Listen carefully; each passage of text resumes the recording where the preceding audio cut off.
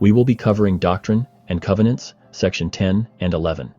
The lesson for February 10th to the 16th. These chapters offer insights into overcoming trials and trusting in God's wisdom, especially through the experiences of Joseph Smith. Joseph faced immense challenges during the translation of the Book of Mormon.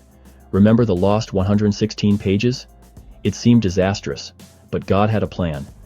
This week, we explore how God's wisdom surpasses all, even the cunning of the adversary.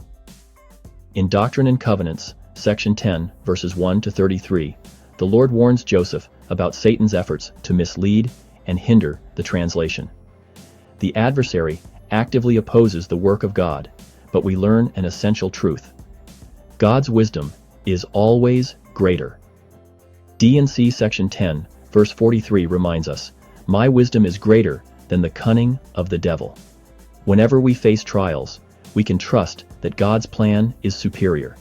It's a comforting reminder that no matter the obstacles, we can always rely on Him. Now let's talk about the loss of the 116 pages, covered in D&C Section 10, verses 34 to 52. Losing the manuscript felt like a catastrophe, but God, in His infinite wisdom, had already prepared a way. The Lord foresaw this and included a second set of records.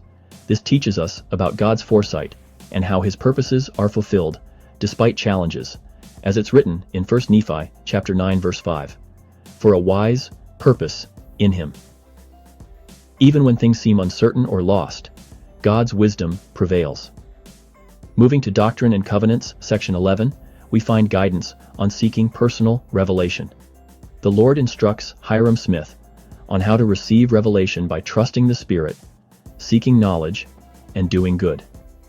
D&C Section 11 verses 12 to 14 emphasizes, "Put your trust in the Lord's Spirit." By obtaining God's Word, we receive guidance on what to do and how to act in our lives. D&C Section 11 verse 21 encourages us to obtain God's Word. It's through this process that we find direction and strength. D&C Section 11 verses 15 to 26 highlights the power of God's Word. To serve effectively, we must treasure up God's Word in our hearts. Spiritual preparedness is key. Being prepared through study and application of gospel principles empowers us to help others find the truth. As D&C Section 11 verse 26 says, "Treasure up in your hearts the words of life."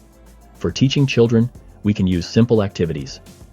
Decorate stones with "Pray Always" for D&C Section 10 verse 5.